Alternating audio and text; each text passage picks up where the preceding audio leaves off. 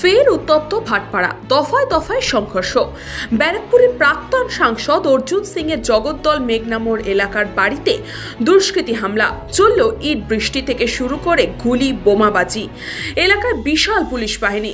সংঘর্ষ থামাতে গিয়ে গুরুতর জখম র্যাফ ও পুলিশ কর্মীরাও। আহত হয়েছেন ব্যারাকপুরের প্রাক্তন সাংসদ তথা বিজেপি নেতা অর্জুন সিংও। তাকে বাঁচাতে গিয়ে গুরুতর জখম হয়েছে কেন্দ্রীয় নিরাপত্তা বাহিনীর জওয়ানরা। অর্জুন সিং এর ওপর হামলার অভিযোগ তৃণমূলের স্থানীয় কাউন্সিলরের বিরুদ্ধে।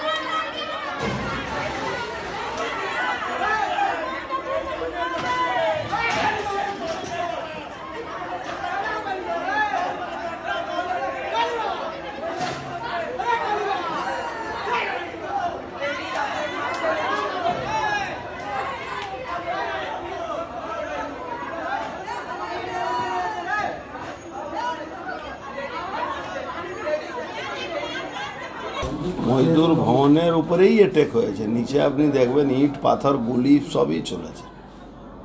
তারপরে আমি নেমেছি, আমাকে সব চিল্লাচ্ছে, আমি ঘুমোচ্ছিলাম তো চিল্লাচ্ছে, তখন আমি নেমেছি। নেওয়ার পরে নিচে দেখছি তো পুরো বম, পাথর ইট চালাচ্ছে। আর পুলিশ পিছনে, ওদের পিছনে পুলিশ দাঁড়িয়ে আছে, এদিকে আমাদের সিকিউরিটি দাঁড়িয়ে আছে পুলিশের সামনে। আপনি কি আহত হয়েছেন? আমার পায়ে বমের স্পিলটার লেগেছে। তখন বোম চলছিল, আপনি যখন 20-25টা বোম চলেছে, তারপরে 15-20টা গুলিও চলেছে। যারা করেছে তাদের কোনো রকম শনাক্ত করতে পেরেছে? হ্যাঁ, নমিত সিং ছিল, আর ওই যারা এনআইএ কেসে সব আসামিগুলো সব ছিল। নমিত সিং এর আগেও আপনার বাড়িতে বোম ঘটনা গ্রেপ্তার। সিসি ক্যামেরা লাগানো হয়, তা সত্ত্বেও সিসি ক্যামেরা দিয়ে কি হবে? পুলিশের সামনে বোম চালাচ্ছে, আর সিসি ক্যামেরা কি করবে? সিসি ক্যামেরা, সিসি ক্যামেরার সামনে গুলি চালাচ্ছে, বোম চালাচ্ছে। তারপরে ওকে পুলিশের সিকিউরিটি, জগদ্দলের এমএলএ থানা থেকে ওকে অ্যারেস্ট করে নিয়ে গেছে। একটা তৃণমূলের একটা লোককে মেরেছিল, তখন গুলি চালিয়েছিল। তখন থানাতে ওকে নিজের গাড়িতে বসিয়ে পুলিশ, জগদ্দল থানার একজন সাব ইন্সপেক্টর ওর জগদ্দল থানার জগদ্দলের বিধায়কের গাড়িতে বসে ওকে নিয়ে গিয়ে কোর্টে নিয়ে বেল করিয়েছিল। তো ও বোমগুলি না চালালে কে চালাবে? প্রশাসনের নিয়ন্ত্রণের বাইরে চলে গেছে। প্রশাসন এখানে কোথায় আছে? পশ্চিমবাংলা প্রশাসন আছে। পশ্চিমবাংলাকে মমতা ব্যানার্জি জিহাদিদের আন্ডারে দিয়ে দিয়েছে। এখন বাঁচার জন্য আমাদেরকে নিজে লড়তে হবে। আপনি দাদা, আপনি জেড ক্যাটাগরি নিরাপত্তা পান, আপনার এখানে সবসময় 144 থাকার কথা। পুলিশ নিরাপত্তা সবসময় পুলিশের সামনেই হচ্ছে। সব থেকে বড় ব্যাপার আর কি আছে, মানুষ খাকি বর্দি দেখে একটু সন্তুষ্ট থাকে, যাক পুলিশ এসে গেছে। কিন্তু এখানে পুলিশ দেখে লোক ভয় পাচ্ছে কি পুলিশ এসে গেছে তার মানে গন্ডগোল হবে। পুরো সকালবেলা আপনি ভাবুন তো 20 জন পুলিশ কি করে পৌঁছে গেল। তার মানে আগে থেকে প্ল্যান ছিল কি আমরা প্রোটেকশন দেবো, তোমরা এইগুলো কাজ করো। 20 জন পুলিশ ছিল। 20 জন পুলিশের মাঝখানে একটা ভিডিওতে দেখবেন পুলিশকে ধাক্কা দিচ্ছে।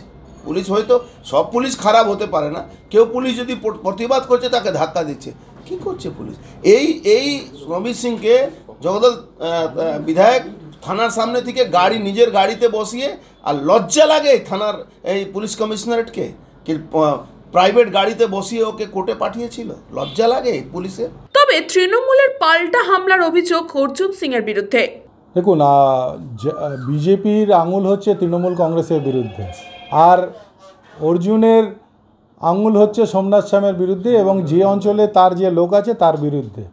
আমি যতদূর জানি যে 18 নম্বর গলি, ঠিক মজদুর ভবন অর্জুনের বাসবাস, যেটা মজদুরদের পয়সায় তৈরি হয়েছে এবং এখন তিনি সেটাকে নিজের বাসবাস বানিয়েছে, সেই মজদুর ভবনের সামনে 18 নম্বর গলি, যেখানে মাইনরিটিরা বেশি বাস করে, সেই মাইনরিটিরা যে বাড়িগুলোতে বাস করে সেই বাড়িগুলো অর্জুন এবং তার আত্মীয়দের নামে আছে। 2019 থেকেই প্রকান্তভাবে অর্জুন ওই ঘরগুলো খালি করাতে চেষ্টা করছে।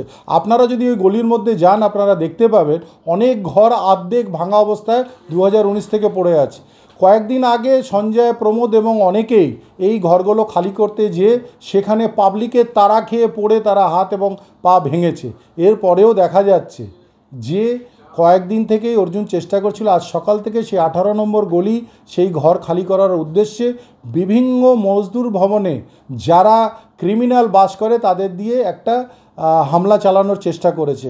এবং যেহেতু সুনিতা সিং এবং নমিত সিং তাদের মাথার উপরে আছে এবং ওইখানকার কাউন্সিলর, তিনি তাদের সাহায্য করেন, সেই জন্য নমিত সিংকেও এবং তার মাকে অখস্ত গালাগালি করা, তাদের বাড়ির দিকে উদ্দেশ্য করে ইট পাটকেল ছোড়া। পরবর্তীকালে দেখা যায় যে অর্জুন সিং নিজে বেরিয়ে হাফ প্যান্ট পরে গুলি চালায়, 4 রাউন্ড গুলি, এবং তার সিআইএসএফ বডিগার্ড সাধারণ পাবলিককেও মারধর করে। এই যে দৃশ্য, সেই দৃশ্য N24 নিউজ তার কর্ণধার ভৈরজি পাণ্ডে সেটাকে ক্যাপচার করতে পারে। তার পরিপ্রেক্ষিতে অর্জুন সিং ভৈরজি পাণ্ডেকে খুব বাজেভাবে মারধর করেন, তিনি আহত হন এবং তার বুম এবং তার ক্যামেরাটাকে ভেঙে দিয়েছেন। কেন? প্রকান্তভাবে সেই যে ঘটনা, যেটা অর্জুন গুলি চালাচ্ছে, তার ক্যামেরাতে বন্দি ছিল, সেই জন্যে অর্জুন তার ক্যামেরাটাকেও ভেঙে দিয়েছে। এই পরিস্থিতিতে অর্জুন যেহেতু নিজে হাতে গুলি চালিয়েছে, এখন সে চেষ্টা করছে যে যেভাবে হোক এই ঘটনাটাকে তৃণমূলের দিকে তীরটাকে নিয়ে যেভাবে 2019-এ এনআইএকে দিয়ে নমিত সিংকে ফাঁসিয়েছিল, 28 নম্বর ওয়ার্ডে সঞ্জয় মিস্ত্রি এবং অনেক মহিলাকে দিয়ে 14 জনকে ফাঁসিয়েছিল সিবিআই কেসে, আবার তিনি বিজেপিকে সামনে এনে, যেহেতু তার পায়ের তলার থেকে মাটি চলে গেছে, এনআইএ, সিবিআই, ইডিকে এই অঞ্চলে ঢোকাতে চাইছে, তাই তার তীর হচ্ছে তৃণমূল কংগ্রেসের দিকে। কিন্তু এই ঝগড়া কোনো তৃণমূল কংগ্রেসের ঝগড়া নয়, সম্পূর্ণ তার ব্যক্তিগত বাড়ি খালি করানোর ঝগড়া, দখলদারির ঝগড়া। সেটা নিয়ে তৃণমূল কংগ্রেসকে শুধুমাত্র মিথ্যে দোষারোপণ করছে।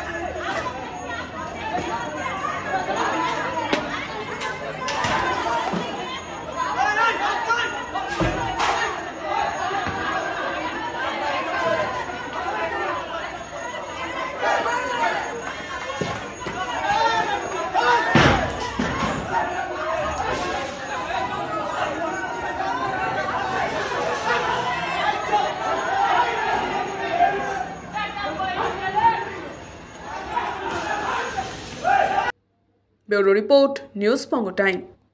আস্থা পলিক্লিনিক ও ডায়াগনস্টিক সেন্টার, এক ছাদের তলায় বিশিষ্ট চিকিৎসকদের চিকিৎসা পরিষেবা পেতে আজই আসুন আস্থা পলিক্লিনিক ও ডায়াগনস্টিক সেন্টারে।